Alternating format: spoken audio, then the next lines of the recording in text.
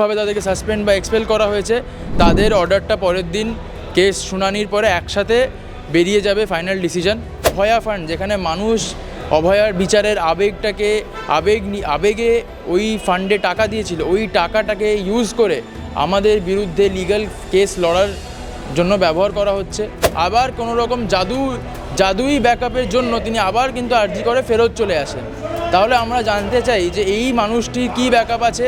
একটি morally ambiguous মানুষ, যার নিজের মরাল কোনো স্ট্যান্ড নেই, যে মাস রিজিগনেশন করিয়ে জোর করে প্ররোচনা দিয়ে মাস রিজিগনেশন করান স্বাস্থ্য। আজকে যেহেতু এক্স স্টুডেন্ট অ্যাসোসিয়েশন পার্টি হতে এসেছিল, তিনি বললেন যে এক্স স্টুডেন্ট অ্যাসোসিয়েশনে যারা যারা মেম্বার আছে তাদের তিনি তালিকা চান। কি আজকে মামলাতে রায় হলো? আজকের মামলাটি 3:30টার সময় উঠেছিল।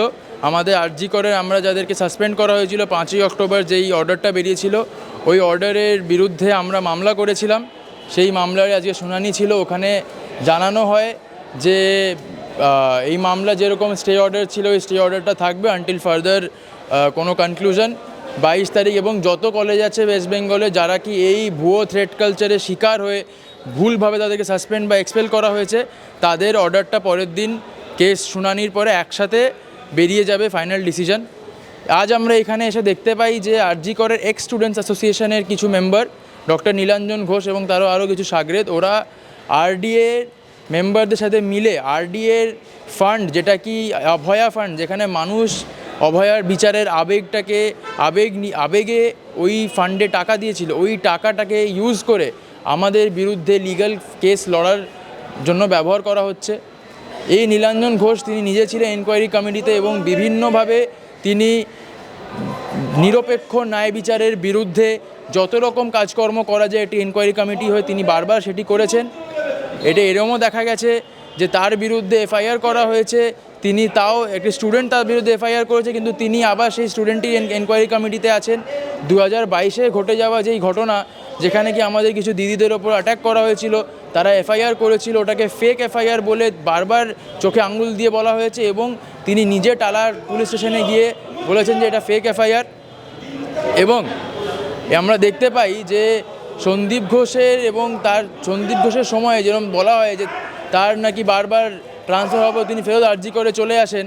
ডক্টর নীলাঞ্জন ঘোষেরও কিন্তু আরজিকর থেকে 2বার বাইরে ট্রান্সফার হয় এবং তিনি দেখা যায় তারপরে আবার কোনো রকম জাদুই ব্যাকআপের জন্য তিনি আবার কিন্তু আরজি করে ফেরত চলে আসেন।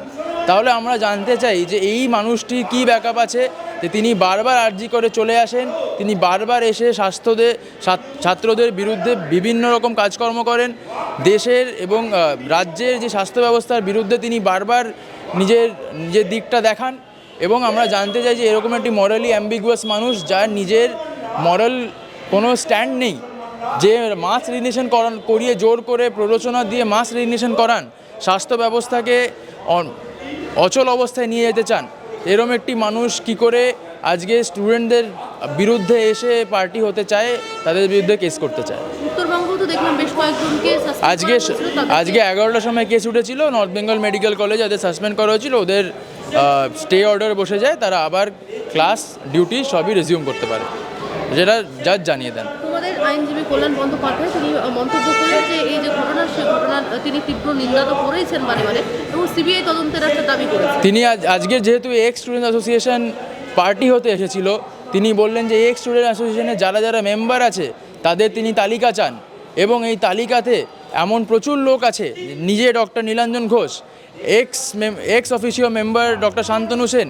যাদের বিরুদ্ধে তিনি একদম তড়িঘড়ি সিবিআই ইনকোয়ারি দাবি করেন, যে কারণ তারা যখন ছিল তখনও কেলেঙ্কারি হয়েছে, তাহলে এখন যদি কেলেঙ্কারির জন্য তদন্ত হচ্ছে তাহলে সিবিআই তখনের কেলেঙ্কারিরও তদন্ত করা উচিত। বাংলা হান্টের আরও খবর দেখতে নজর রাখুন। বাংলা খবর মানেই বাংলা হান্ট।